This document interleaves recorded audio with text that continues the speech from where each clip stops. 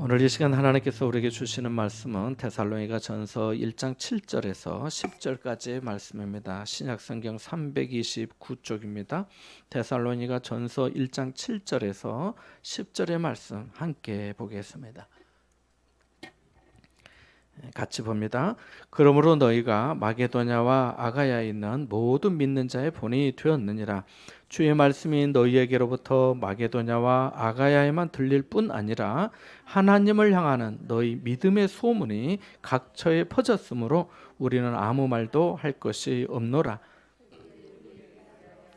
말하기를 우리가 어떻게 너희 가운데에 들어갔는지와 너희가 어떻게 우상을 버리고 하나님께로 돌아와서 살아계시고 참되신 하나님을 섬기는지와 또 죽은 자들 가운데서 다시 살리신 그의 아들이 하늘로부터 강림하실 것을 너희가 어떻게 기다리는지를 말하니 이는 장래에 노하심에서 우리를 건지시는 예수시니라. 아멘.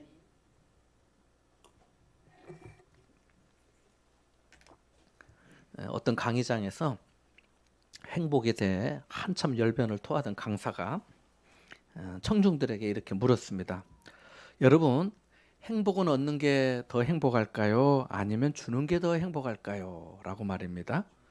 행복은 더 얻는 게 행복할까요? 행복을 주는 게 더 행복할까요? 어떤 게 더 행복할까요? 그렇죠. 이렇게 그때도 그랬습니다. 강의장에서 의견이 분분했습니다. 그때 한 사람이 소리를 쳤습니다.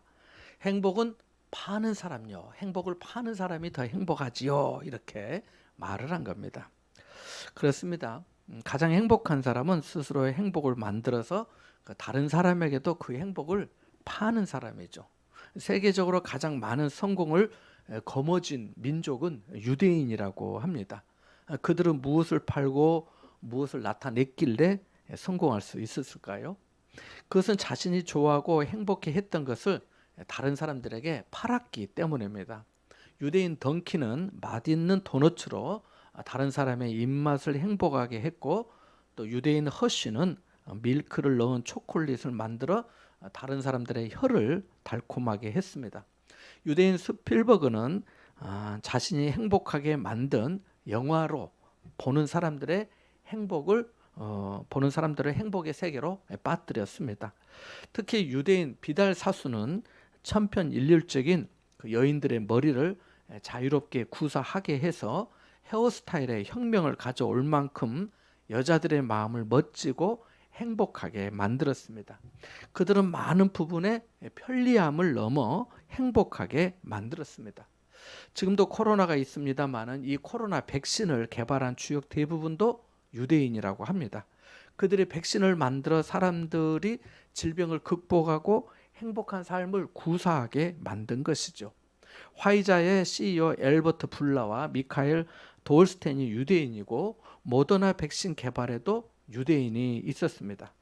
이 유대인들에게는 티쿤 올람이라고 하는 사상이 있는데요. 티쿤 올람은 세계를 고친다라고 하는 그런 뜻입니다.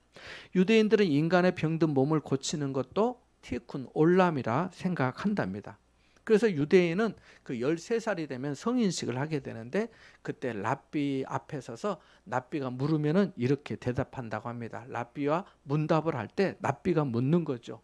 그래 네가 이제 13살이 되어 성인이 되었는데 네 삶의 목적이 무엇이냐 이렇게 물으면은 그 질문을 받으면은 티쿤 올람에 기여하는 삶을 살겠습니다라고 한답니다. 그러니까 유대인들이 그런 어떤 전통들이 꾸준히 내려오고 그것이 그들의 가정과 생활과 세계 인류 역사에까지 지금도 엄청난 영향을 미치고 있다는 것을 우리가 알 수 있습니다. 권영호라고 하는 사장은 대구 부산 고속도로 있잖아요. 대구에서 부산에서 대구 가는 거 대구 부산 고속도로라고 공식 명칭은 그렇지만 어쨌든 대구 부산 고속도로가 막 준공될 무렵에 그 고속도로에서 벗어나 외진 국도에 어느 날 뜬금없이 주유소를 세우겠다고 했습니다. 그곳은 평소 한적한 도로라서 주유소 영업이 전혀 되지 않는 곳이었습니다. 인근 주민들은 장사가 안 될 거라며 모두 다 만류했습니다. 그도 그럴 것이 생각해 보십시오. 부산에서 대구 가는 고속도로가 주행 속도가 110입니다. 110km인데 이 제한 속도 110km 고속도로를 달리는 차량이 고속도로가 아닌 외진 시골 도로에 있는 주유소로 끌어들이겠다고 하는 말에 모두들 미친놈이라고 했습니다. 더욱이 그 도로에서 이미 주유소를 운영하고 있던 인근 마을의 이장은 필경 얼마 안 가서 망할 것이라면서 같은 기름을 파는 주유소에서 이렇게 받아야 할 동의서에 서슴없이 도장까지 찍어줬습니다. 그러니까 지금은 어떤지 모르지만 그때만 해도 이렇게 같은 주유소 계열에 있으면은 또 옆에 생기면 안 되잖아요. 생길 거면 옆에서 동의서를 받아야 되는데 그 동의서도 그렇게 이제 찍어 줘서 받은 거지요. 하지만 만포 주유소라는 간판을 내건 그는 기름을 결코 너무 싸게도 팔지 않았고 그 흔한 휴지도 주지 않았습니다. 서울에서 제일 장사가 잘 되는 주유소가 한 달에 약 1,000드럼의 기름을 파는 것인데 비해서 주유소의 생명인 그 입지가 중요하잖아요. 그 입지가 삼낭진 IC에서 700m나 후방으로 떨어진 한적한 외진 도로에 무려 한 달에 그 기름을 1,300드럼이나 팔았다고 합니다. 그가 고속도로를 달리던 차를 끌어내려서 자기 주유소에서 기름을 넣게 만든 것은 단순히 허튼 말이 아니었습니다. 그는 단순히 기름만 판 것이 아니었습니다. 그가 주목한 것은 바로 화물차였습니다. 화물차는 낮에는 짐을 싣고 도로비가 저렴한 야간을 이용하여 달린다는 점에 착안하여서 높게 그 화물을 적지 않은 화물차도 올 수 있도록 주유소 지붕을 높게 만들었습니다. 그리고 1,000평이나 되는 넓은 부지에 화물 기사를 위한 자가 정비 설비와 엔진 교환 설비, 그리고 기사들의 편의를 위해서 샤워실, 식당, 수면실, 탁구대, 당구대, 심지어는 골프 연습장, 퍼팅 연습장, 노래방, 가족을 위한 낚시터, 바베큐 시설까지 설치했습니다. 더욱이 주유소 인근 주변 나무에 화물 기사들의 이름을 붙여놓고 나무에 열매가 맺히면 따가도록 그렇게 했습니다. 또한 바로 옆에 유기농 밭을 만들어서 싱싱하고 좋은 유기농 채소를 기사들에게 선물했습니다. 그러자 화물차 기사들은 너무나도 편안한 휴식과 감동으로 그 만포 주유소를 찾았습니다. 긴장을 풀어주고 행복감을 만끽하는 장소가 된 것입니다. 사람들은 그래서 이곳을 만포나이트라고 부르기도 한답니다. 행복을 가지려다 보면은 자칫 욕심으로 치닫게 될 수 있고 또 행복을 나누는 것도 무조건 나누다 보면 어떤 때는 고통이 수반되기도 합니다. 하지만 행복도 나누고 자신도 더 부유한 행복을 누린다면 이보다 더 좋은 일은 없다 할 것입니다. 권 사장은 자신이 행복하게 여겼던 것을 그 화물차 기사들에게 그대로 팔았던 것입니다. 어떻게 행복을 팔 수 있을까요? 설사 행복을 판다고 해도 자신에게 충분한 행복의 재고가 있어야 하겠죠. 좀 팔았는데 더 이상 자기에게 행복이 없다, 재고가 없다, 제 머리에 재고가 줄어들고 있는데 이 재고가 없다면은 팔기가 어렵겠죠.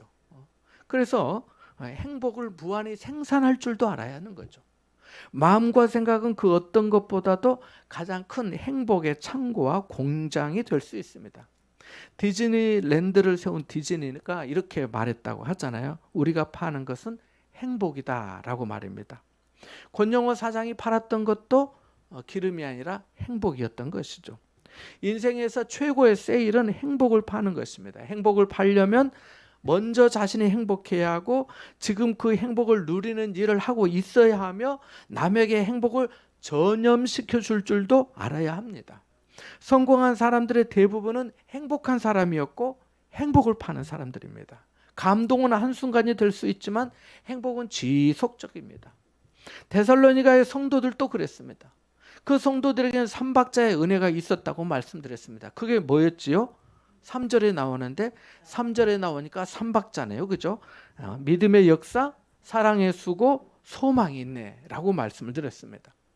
바울이 비록 짧은 시간에 그 도시에 머물면서 복음을 전하였고 유대인들의 박해로 부득이 빠져나오면서 그 디모데에게 성도들을 부탁하였는데, 하나님의 은혜 가운데 성도들이 복음에 굳게 서서 믿음의 행위를 하고 사랑의 수고를 하고 소망 가운데 인내하고 있다는 소식을 들으니까 사도 바울은 얼마나 기뻤는지 모릅니다. 그래서 2절에 우리가 너희 모두로 말미암아 항상 하나님께 감사한다 하였고, 3절의 끝부분에 보면은 우리 하나님 앞에, 아버지 앞에서 끊임없이 기억한다고 한 것입니다. 그들은 하나님의 사랑하심을 받고 택하심을 받은 사람들이었습니다. 그들은 많은 환난 가운데서 성령의 기쁨으로 말씀을 받아 바울의 일행과 주님을 본받은 자가 되었습니다. 그들은 지조가 입증된 사람들이었습니다. 쉽게 변하는 변덕쟁이나 그 믿음 때문에 겪는 어려움이나 환난을 두려워하지 않았습니다. 그들은 주님을 사랑하였고 교회를 생각하며 성도 간의 사랑으로 돌아보았습니다. 사도 바울 일행과 주님을 본받은 그들은 이제 모든 믿는 자의 본이 되었습니다. 본이 된다는 것이 얼마나 어려운지 여러분도 잘 아실 것입니다. 세상에서 본이 되기가 어렵습니다. 세상 사람들 중에서 본이 되기가 어렵습니다. 그런데 모든 믿는 자의 본이 된다는 것은 얼마나 어려운 일이겠습니까? 누구나 할 수 있지만 아무나 될 수 없는 일이니까요. 사람들의 눈이 많고 사람들의 말이 많기 때문입니다. 이 사람에 대해 어떤 사람들은 좋게 생각하고 다른 사람들은 그렇지 않게 생각하기 때문입니다. 몇몇 사람이 모이는 곳에서 본이 되기는 그나마 쉬울 수 있습니다. 한 두세 사람, 한 10명 모이는 곳에서는 어쩌면 본이 되기가 쉬울 수 있습니다. 그러나 사람이 많아질수록 점점 더 어려워지는 것이 본이 되는 거 아니겠습니까? 데살로니가의 성도들은 복음으로 말미암아 새로워졌습니다. 죽을 영혼이 살림을 받고 허탄한 데 마음을 두고 살았던 것에서 하나님 아버지께 마음을 돌이켰습니다. 무엇이 진정으로 중요한지, 하나님께서 자신들을 어떻게 사랑하셨는지 성령의 도우심 가운데 깨달았습니다. 그리고 성도들의 삶이 소문이 났습니다. 믿지 않는 사람들에게 성도들의 달라진 삶이 알려지기 시작했고, 믿는 성도들에게도 그 소문이 퍼졌습니다. 함께 7절과 8절 말씀을 다시 한번 읽어보겠습니다. 같이 봅니다. 시작. 그러므로 너희가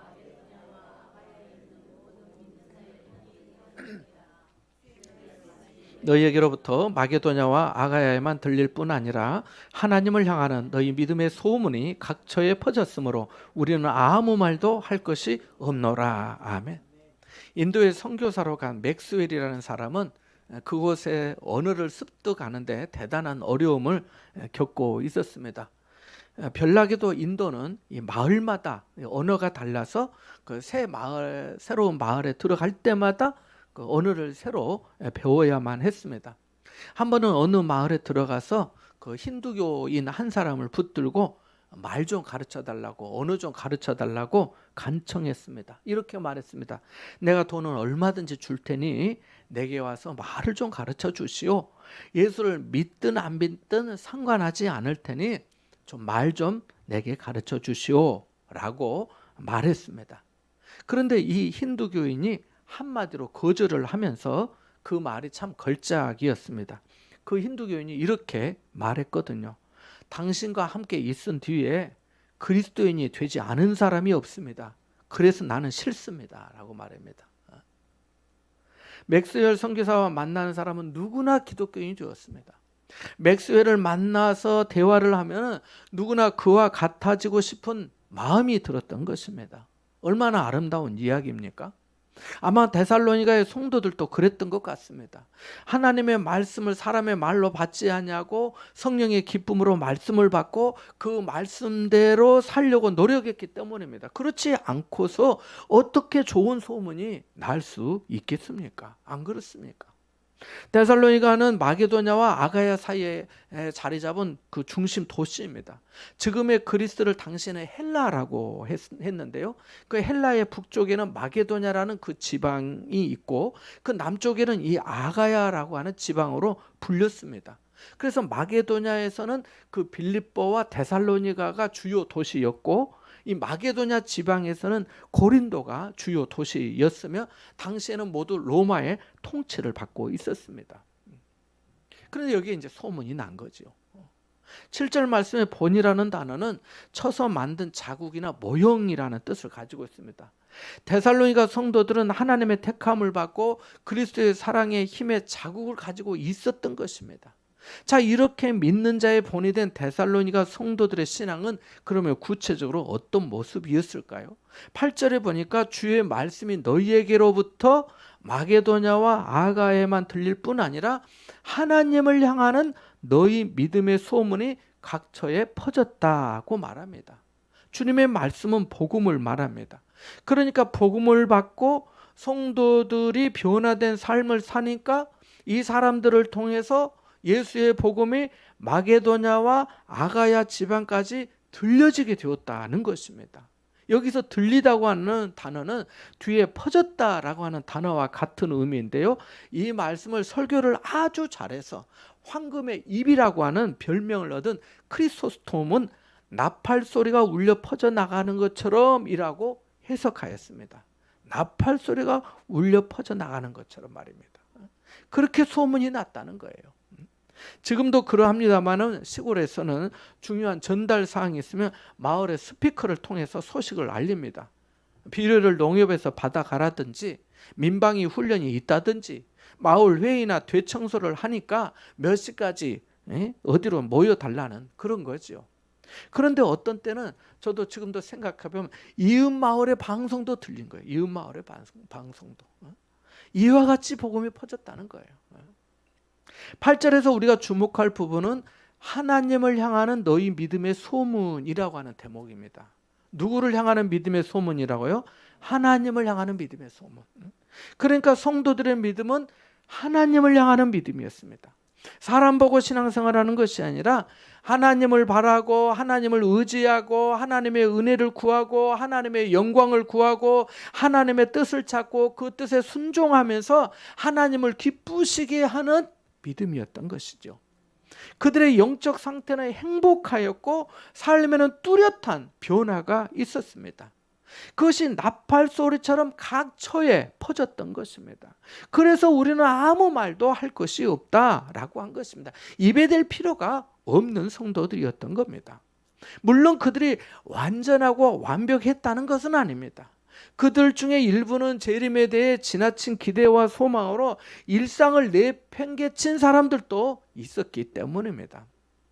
자, 그런데 그럼 이 데살로니가 성도들에게는 그 어떤 단계의 그 믿음의 변화가 있었기에 이렇게 믿음의 소문이 각처에 하나님을 향한 그 믿음의 소문이 각처에 퍼졌을까요? 함께 9절과 10절의 말씀을 읽겠습니다. 그 밑줄을 그어 놓으시기 바랍니다. 이 9절과 10절이 믿음의 요약이거든요. 9절과 10절 말씀을 읽어봅니다. 시작. 그들이 우리에 대하여 우리가 어떻게 우상을 버리고 하나님께로 돌아와서 살아계시고 참되신 하나님을 섬기는지와 또 죽은 자들 가운데서 다시 살리신 그의 아들이 하늘로부터 강림하실 것을 너희가 어떻게 기다리는지를 말하니 이는 장래의 노하심에서 우리를 건지시는 예수시니라. 아멘. 이 믿음의 단계가 나와 있어요. 성도의 삶의 변화의 모습이 이 두 구절에 그냥 싹 담겨 있습니다. 그래서 믿음의 요약이라고 할 수가 있습니다. 자, 여기 그들은 데살로니가 교회 성도들의 믿음의 소문을 들은 마게도냐와 아가야의 사람들을 말합니다. 그들이 바울 일행에게 말을 했다는 거예요. 먼저 그들이 말한 것은 뭐냐면 우리가 어떻게 너희 가운데 들어갔는지를 말했다는 거예요. 어떻게 너희 가운데 들어갔는지를. 자신들이 누구에게 복음을 듣고 그리스도를 영접하였는지 누구에게 세례를 받았는지 그런 말을 했다는 거예요. 누구에게 하나님의 말씀과 말씀으로 양육을 받았는지를 말했다는 거예요. 사도행전 17장에 보면 바울과 실라 디모데가 함께 이 데살로니가를 방문해서 새 안식일마다 유대인 회당에 들려서 말씀을 강론한 이야기가 나옵니다. 그때 바울이 전한 복음을 듣고 경건한 헬라인의 큰 무리와 귀부인들이 주님을 영접하였습니다. 하지만 유대인들의 시기와 고발로 할 수 없이 디모데에게 성도들을 부탁하고 바울은 그 도시를 떠나게 됩니다. 그래서 어떻게 그들이 우리에게 들어왔는지를 말했다는 거죠. 복음이 어떻게 우리에게 전해졌는지를 고백했다는 거죠. 두 번째 주목할 대목은 너희가 어떻게 우상을 버리고, 어떻게라는 건 어떤 방법이나 과정을 말하잖아요. 어떻게 우상을 버리고입니다. 데살로니가는 그리스 신화로 잘 알려진 문화의 영향을 받는 도시였습니다. 그래서 우리가 그 그리스 로마 신화에 나오는 그 신들의 이름들, 그 신들의 신전들이 아주 즐비한 곳이 바로 그곳이었습니다. 고린도 교회에 대해 바울이 쓴 편지에도 우상에 대해, 고린도 교회는 그 아가야 지방에 속한 거거든요. 지금의 그리스 나라잖아요. 속해 있잖아요. 당시에 데살로니가도 마찬가지거든요. 북쪽에는 아가야 지방, 그렇게 경상남도의 김해시, 또는 뭐 경상북도의 상주시, 뭐 이렇게 하는 것처럼 북쪽에는 마게도니아, 그 중에 빌립보와 데살로니가 있고, 남쪽에는 아가야 지방이라 하는데 거기는 이제 고린도가 있고 아덴이 있고 아테네가 있고 이런 거지요. 그래서 거기에 다 마찬가지죠. 거기에 고린도 교회에 쓴 바울의 편지에도 보면은 그 우상에 대한 얘기들이 나오잖아요. 그 남은 재물을 먹어야 되느냐 마느냐 하는 이야기도 나옵니다만은, 당시 우상 숭배는 그 사람들의 일상이었다고 해도 과언이 아닙니다. 실제로 마게도냐 지방의 도시 빌립보에서 바울과 실라가 전도하면서 옥에 갇히게 된 그 직접적인 사건도 귀신 들린 여종 하나를 고쳐주었다가 그 여종을 통해서 돈을 벌던 주인들의 고발로 그렇게 된 거니까요. 현재 아테네로 불리는 그 아덴이라는 도시에 바울의 일행이 갔을 때 사도행전 17장 16절에 보면은 그 성에 우상이 가득한 것을 보고 격분하였다고 말합니다. 그러니까 그 도시에 우상이 가득했던 겁니다. 이로 봐서 데살로니가도 마찬가지 환경이었다는 것을 우리가 충분히 유추해 볼 수가 있습니다. 그래서 너희가 어떻게 우상을 버리고라고 말한 것입니다. 그런데 그 데살로니가 성도들이 만연된 우상을 버렸던 겁니다. 아브라함이 우상을 섬기던 아버지 집에서 나와 하나님을 따른 것처럼 데살로니가의 사람들도 거짓 우상을 버리고 하나님께 돌아온 겁니다. 놀라운 사건이지요. 우상을 섬기는 사람들 중에 예수 믿기를 주저하는 이유 중에 하나가 뭔가요? 자신들이 교회 다니게 될 때 자신이 섬겼던 그 신이 혹시 벌을 주거나 그 복수하지 않을까 하는 그런 그 두려움과 불안 때문 아닙니까? 우상은 말도 못하고 듣도 못하고 볼 수도 없고 걸을 수도 없고 아무 능력도 없습니다. 그럼에도 불구하고 얼마나 많은 사람들이 그 우상에 빠져 있는지 모릅니다. 하나님은 우상을 섬기는 자를 3, 4대까지 저주하시겠다고 하셨습니다. 우상은 아무것도 아닙니다. 두려워할 존재가 아닙니다. 그것들은 다 죽은 거예요. 그런데도 불구하고 사람들이 그 우상에 엎드려서 절하고 섬기면서 뭐 하면은 벌 받을까 봐, 뭐 할까 봐 두려워하고 얼마나 많이 불안해하는지 몰라요. 데살로니가 사람들에게 무슨 일이 어떻게 일어났냐고 사람들에게 물을 때 사람들이 이렇게 대답을 한 겁니다. 그들은 자기들의 우상을 파괴해 있습니다. 그 사람들은 한 분이신 하나님만 예배한답니다. 그들은 예수를 믿습니다. 그들은 더 이상 술 취하거나 거짓말하거나 분쟁하지 않습니다. 그 사람들은 우리들 중에서 가장 믿을 만한 사람이라 말할 수 있습니다. 라고 하면서 감탄했던 거지요. 이보다 더 좋은 전도가 있겠습니까? 2년 전에 다니엘 기도회에 그 부산 영도의 심선미 성도님이 나와 간증을 하였습니다. 아마 여러분 중에도 기억하신 분들이 있을 거예요. 이 사람은 구슬하고 점을 봐주면서 사는 무속인이었습니다. 얼마나 그쪽에 세계에 잘 알려졌는지 거기에 보니까 구슬 한 번 하는데 5천만 원 이상을 받을 정도로 유명한 사람이었습니다. 여러분 한 번씩 예배 드리는데 5천만 원씩 헌금해야 되는데 그런 거예요. 그런 거. 굿 한 번 하는데 5천만 원 이상, 5천만 원 이상. 그 정도로 유명한 사람이었습니다. 그런데 어느 날 이 사람이 기도를 하는 중에 자기 앞에 십자가가 크게 나타난 거예요. 십자가가. 이 무속인에게 굿하고 천보고 하는 사람에게 기도를 하는데 십자가가 나타난 거예요. 십자가가. 그리고 또 어느 날 멋있고 이렇게 텔레비전 채널을 리모컨으로 돌리는데 이 CTS 방송이 나오는 거예요. 놀랍게도 그 방송을 통해서 그가 거기에 눈이 가고 귀가 쏠리면서 그 자리에서 예수님을 영접하고 그동안 자신이 했던 모든 무당증과 점상 관련된 모든 것을 다 버리고 지난날의 모든 죄를 회개하고 하나님께로 돌아왔습니다. 하나님이 그 영혼을 불쌍히 여겨 불러 구원해 주신 것이죠. 제가 어렸을 때 이웃집에 좋은 할머니가 계셨어요. 그런데 우상을 섬기고 자주 무당을 불러서 구술하였습니다. 뭐 요즘엔 시골에 그러지도 않겠지만 아마 시골에 사신 분들은 아시겠지만은 도시에 사셨던 분들은 잘 모를 수 있어요. 시골에는 그런 일이 많았어요. 뭐 굿하고 뭐 오늘은 이 집에서 하면 다음 집은 저 집에서 하고 막 이렇게 뭐 그런 일이 진짜 많았어요. 그래서 막 이렇게 어떤 때는 그 세숫대야 뒤집어 넣고 물에다가 막 두드리는 거예요. 막 계속 두드려요. 진짜. 저는 어린 마음에 또 이제 재미있어가지고 저는 구경을 많이 가고 그랬는데. 그런데 제가 예수를 믿고 또 그 할머니의 딸도 예수님을 믿고 이제 교회를 나오기 시작했어요. 그런데 그 얼마 있다가 이 할머니도 교회를 나오기 시작했습니다. 그리고 사람이 완전히 달라졌어요. 그 전에도 뭐 좋은 분이었는데 이제 그리스도인으로서 더 좋은 사람이 되었습니다. 마을 사람들이 그 할머니를 보고 저 누가 예수를 믿더니 사람이 바뀌었다고 말할 정도가 되었으니까요. 데살로니가의 성도들도 그랬습니다. 그들은 물질의 우상, 그리스의 신화에 나오는 신전의 우상, 명예와 쾌락의 우상을 버리고 하나님께로 돌아왔습니다. 자기 중심, 자기 만족의 우상을 버리고 하나님을 주님으로, 주인으로 영접하였던 것입니다.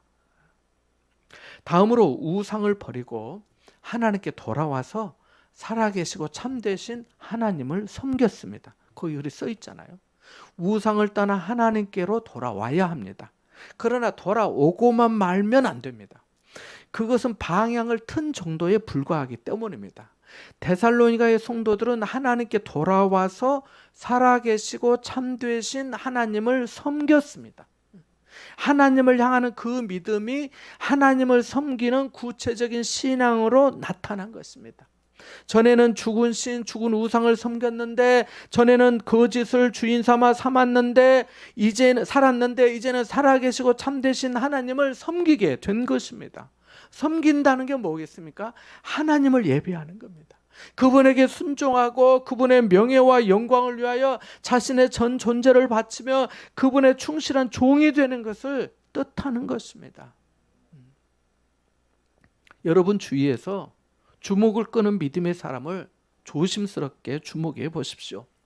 복음이 그 안에 들어가면 회심이 일어나고 이것은 다시 섬김으로 나타납니다.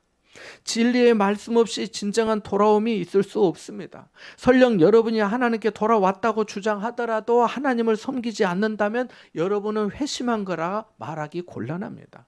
진정으로 주님을 만난 사람은 주님을 사모하고 주님을 위해 섬기고 싶은 마음이 그치지 않기 때문입니다.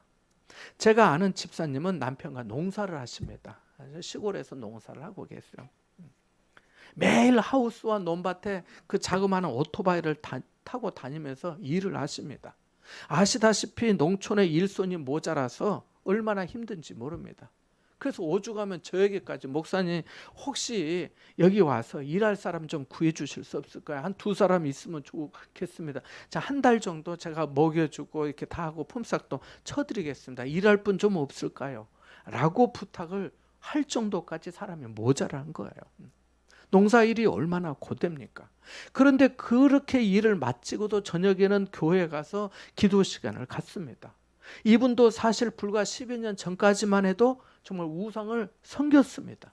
보통으로 섬기는 정도가 아니라 아주 열심히였습니다. 무당을 불러 구슬하는 것도 자주 했습니다.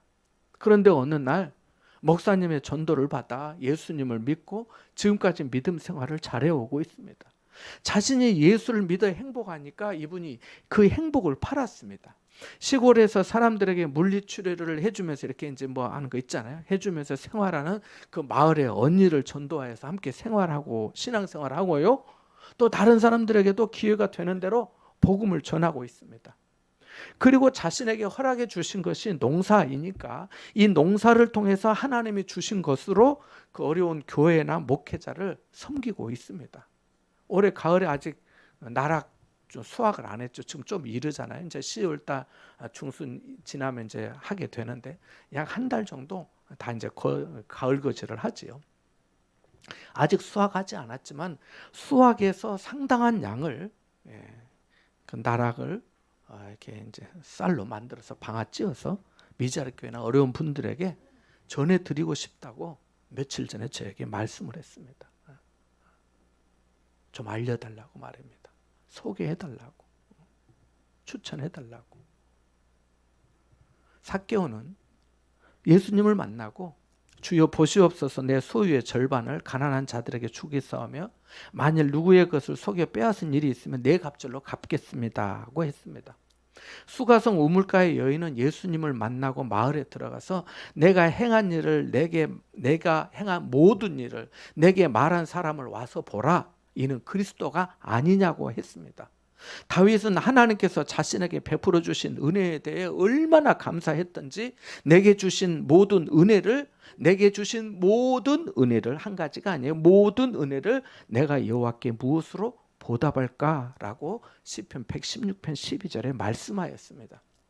복음은 성품을 변화시키고 변화된 성품은 삶의 태도를 바꿉니다. 복음은 복음을 따르는 삶의 지지를 받을 때 나팔 소리처럼 확산됩니다. 데살로니가 교회 성도들은 복음을 듣고 난 후에 완전히 변화된 삶을 살았기에 믿음의 소문이 마게도냐와 아가야까지 또 각 처에까지 퍼졌습니다. 아마 예루살렘까지도 퍼졌을 것 같아요. 마지막으로 데살로니가의 성도들은 죽은 자들 가운데서 부활하여 하늘로 승천하신 예수님이 다시 강림하실 것을 기다렸습니다. 10절의 말씀이 그러한 내용입니다. 성도들은 예수님의 부활을 확신했고 그분이 승천하여 하나님 아버지 곁에 계심을 믿었습니다. 그리고 언젠가 다시 오실 것을 확신했습니다. 그 소망이 있었기 때문에 인내할 수 있었던 겁니다. 섬기는 것은 땅에서 참되신 하나님을 위해 열심히 사는 것이고 기다리는 것은 그리스도께서 하늘로부터 오시는 것을 고대하는 것입니다. 오늘 우리에게도 이러한 기다림의 소망이 충만합니까? 다시 오실 주님을 맞이할 준비가 되어 있습니까? 사랑하는 여러분, 나는 여러분을 통해 하나님을 향하는 믿음의 소문이 더욱더 각처에 퍼지기를 바랍니다. 여러분의 영적인 행복이 수많은 사람에게 팔리게 되기를 바랍니다. 이것은 우리가 주의 말씀을 받음으로부터 시작될 것입니다. 말씀이 없이 믿음이 자랄 수가 없고 말씀이 없이 내 안에 그리스도를 고백할 수 없기 때문입니다. 그리스도 없는 신앙은 껍데기뿐이기 때문입니다. 우리 또한 데살로니가의 성도들처럼 우상을 버리고 하나님께로 돌아와 살아계시고 참되신 하나님을 더욱 섬겨야겠습니다. 그리고 부활 승천하신 주님을 다시 기다려야겠습니다. 장차 하나님의 진노의 심판에서 우리를 건져주시는 예수님을 기다려야겠습니다. 잘못된 종말론에 빠져 재림만을 생각하며 아무것도 안 하는 것도 문제지만은 다시 오실 왕이신 예수님을 기다리지 않는 것도 큰 문제입니다. 우리에게 재림에 대한 기다림과 소망이 없다면 우리는 이 세상에 소망을 두고 이 세상 것에만 몰두하고 세상에서 어떻게든지 욕심대로 살려고 몸부림치다 결국 망하게 되고 말 것입니다. 우리의 시민권은 하늘에 있는 줄 믿으시기 바랍니다. 만일 육신의 장막이 무너지면 하늘의 영원한 집이 우리에게 예비되어 있음을 믿으시기 바랍니다. 내 생애 가운데 주님이 다시 오신다면 여기 한 사람도 빠짐없이 슬기로운 다섯 처녀처럼 신랑 예수님과 영원한 혼인잔치에 들어가야겠습니다. 이러한 믿음과 소망으로 하나님을 섬기며 복음의 행복한 나팔수가 되어 살아가는 여러분 되시기를 주님의 이름으로 축원합니다. 잠시 말씀을 묵상하겠습니다.